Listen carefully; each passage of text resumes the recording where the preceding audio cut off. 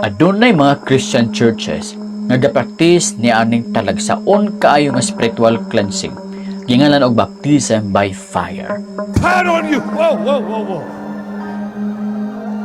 Fire on you in the name of the Lord!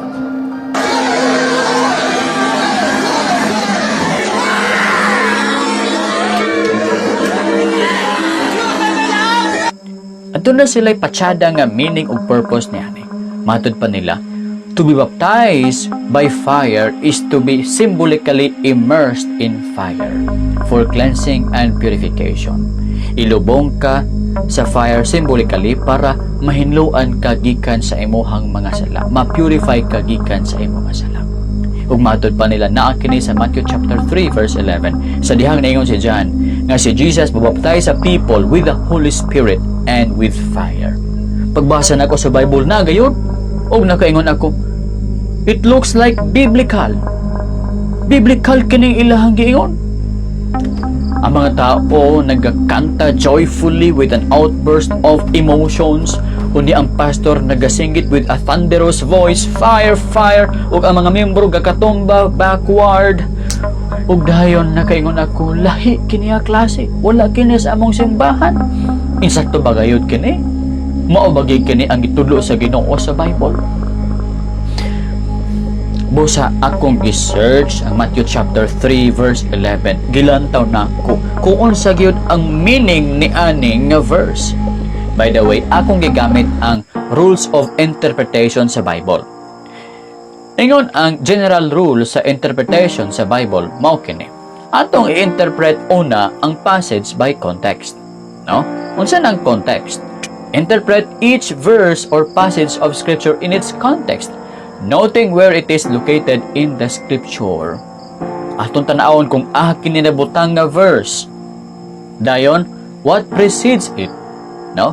Unsa ang nag-una ana? Dayon, what follows after it? Unsa pud ang next verses ana nga verse? Then how it is related to the other scriptures? Unsa relasyon ni ani nga verse sa uban nga mga scriptures? Aya kita makaingon nga maunay meaning sa verse kung ato nang mahibaluan kung unsay meaning sa tibuok nga istorya sa passage. Now, aton tun-an kining Matthew chapter 3 verse 11, gahisgot bagig kini sa baptism by fire para i-purify ang kasing-kasing sa tao nga nakasala. Ang background sa Matthew chapter 3 verse 11 is mao ni. Si John the Baptist magbaptize na sa people daghan kaayo nga mga tao diadto. Klase-klase ang mga tao ug naapil pa diadto ang mga Pariseo ug ang mga Sadducees. Before si John nagbaptize sa ilang tanan with water unto repentance, nagwali siya. Nagwali siya og repentance. Nagwali siya og judgment sa Ginoo sa mga taong dili magrepent. Gitawagan na sila nga mga vipers. Ingon dayon niya sa verse 10, and the axe is already laid at the root of the trees. Therefore, every tree that does not bear good fruit is being cut down and thrown into the fire. Mura kita og kahoy kung dili kita mamunga og fruit nga maayo nga fruit, putlon kita sa axe dayon sugbahon didto sa kalayo. Klaro kaayo sa verse 10 nga ang fire diani is a fire of judgment, not a fire of purification or cleansing. O dayon naglargo dayon si John pagsulti sa verse 11 niingon siya, as for me, I baptize you with water for repentance, but he who is coming after me is mightier than I. Ingon niya, ako magbaptize ko kaninyo sa water, literal water, for repentance. Pero siya nga mo abot after me, mas gamhanan ug mas dako kanako. Dili gani ko angayan mo remove sa iyang sandals, matud pa niya, and I am not fit to remove his sandals. He will baptize you with the Holy Spirit and fire. Oh, niabot na pud ang word nga fire ug mao kini ato ang main nga verse karon. Mas dako si Jesus kang John, tungod kay si John baptized lang with water, pero si Jesus will baptize the people with Holy Spirit and fire. Ug ingon dayon nila, mao kini ang amo ang prueba nga magbautismo kita sa mga tao with fire, fire, fire, fire. Mga tumba din sila palikod and they will be purified. Dayon panahon si John, napadayon pa gid sa verse 12. Atong tan-awon ang verse 12 para nga masabtan nato unsa nang ang klase nga fire ang naa sa verse 11. ni padayon si John pagsulti. His winnowing fork is in his hand, and he will thoroughly clear his threshing floor, and he will gather the wheat into the barn, but he will burn up the chaff with unquenchable fire.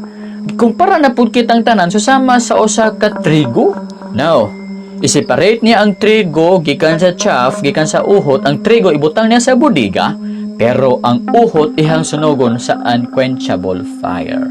Hala, ang uhot day ka kung ikaw di ay usa ka tawo nga uhot sa mata sa Ginoo, walay sulod ang imong kasing-kasing, walay Ginoo ang imong kasing-kasing, walay balang espiritu imong kasing-kasing, wala kay bunga sa pagkamatarong.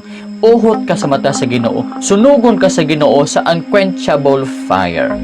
Ang fire there is a fire of judgment, unquenchable fire nga mao ang lake of fire. Hala, kung buhatan to graph ba, atong tanawon ba i-compare na to ang 10, 12 ug 11 mao kini siya. Sa verse 10 compare kita like a tree. Kung mamunga kita dili kita pagaputlon, pero dili kita mamunga pagaputlon kita ug ilabay sa fire. Ato kita sa 12, sa 11 fire of judgment, sa 12 sama na usab kita sa wet. Kung kita na ay bunga dili kita uhot og bunga, tigumon kita sa barn, sa budiga. Pero wala kita'y bunga, pero uhot kita. Unsaon kita? I-burn kita sa dili mapalo nga kalayo. O sa gyapon kini ka fire of judgment, nga mao ang lake, eternal lake of fire. Kung ang verse 10 is a judgment fire, ug ang verse 12 is a judgment fire, unsa ka nga klaseng kining naa sa verse 11 nga fire? Of course, this is also a judgment fire. Meaning mga igsoon mao kini, si Jesus is greater than John, nga naman si Jesus will baptize the believers with the Holy Spirit.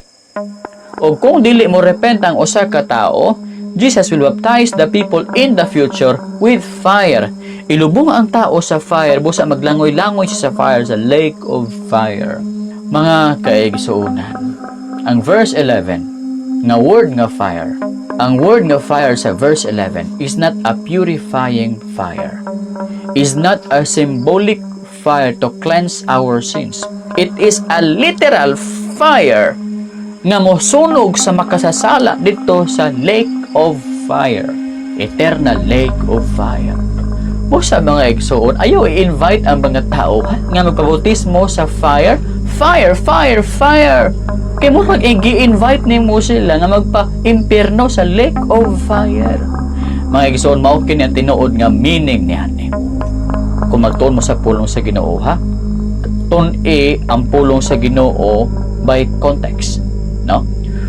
Na-locate ang pulong sa Dios, ang verse, unsay gauna ani nga verse, unsay gasunod ani nga verse, dayon unsay meaning ani nga verse sa tibuok nga istorya sa usa ka passage, ay hadeng ka mabuhat og interpretasyon sa usa ka verse. Aron nga dili ka masayop. Basin ba og nakakita kag patsyada nga verse, imo dayong gipudyot, imo dayong gisulti sa uban, imo dayong gipractice, wala ka kabalo nga wrong interpretation man di ay, ha? Usama lang na ba kung makabasa ka sa verse nga si Judas naghikog. Ala, ang disipulo ni Jesus naghikog. Okay ra pud ay ko nga maghikog. Wala pa gani kakabalo sa tibuok nga istorya. Naghikog siya tungod kay iyahang manggitraidor ang anak sa Ginoo, ang inosente. Nagremorse siya, busa naghikog siya, wala ginagrepenta. Si Judas nasudlag daw tang espiritu yawa ug siya na impierno karon. Okay. So, kung magtuon ka mo sa pulong sa Ginoo, ayaw awata kini mga pastor si binihin. Kini pagiuban ng mga pastor nga fire, fire, fire, dili man day kabalo mo interpret sa pulong sa Ginoo. Busa sayop-sayop ang mga practice. Diri sa kalibutan na doon na lang may usa ka tao, usa ka profesyon nga pwede mo singgit-singgit og fire, fire. Ang pulis og sundalo, fire, fire, fire. O pwede na sila, no? Pero kana mga pastor, dili na pwede mo singgit og fire, fire. Baptism by fire. Oy, kaya ang sakto nga interpretation, baptism by fire meaning baptism sa lake of fire. Kadtong mga tao nga dili mo tuwa sa Dios, pag may sinupakon sa Dios, dili mo tuman sa iyang mga sugo, walay bunga, maayo nga bunga, kapakita nga wala kay saktong pagtuo sa Dios, kay wala kay maing bunga, ug ikaw sunugon sa Dios dito sa lake of fire. Busa pagrepent na sa imong nga sala, aron ikaw dili bautismuhan sa fire, kung dili bautismuhan ka sa Holy Spirit. Kumutuo kag mudawat kang Jesus, imo siyang isipon nga imong Dios ug manluluwas ug biyaan nimo imong mga sala. Magrepent ka. Ikaw bautismo ni Kristo Jesus sa balang espiritu ug ikaw maiyahan na ug malangit ikaw. Tatakkan niya imong kasing-kasing, tatak sa balang espiritu. Timaan nga ikaw iyan na sa Dios ug daluon ka sa langit. Pero magmagahi ka sa imong kasing-kasing, dili ka mamunga sa maayong nga buhat. Pagkamatarong, ikaw ilabay sa Dios sa dili mapalong nga kalayo. Tungod kay ikaw usa ka uhot, walay bili nga tao sa mata sa Dios. Dalaygon ang Dios sa iyang pulong. This is the Truth Bible Program.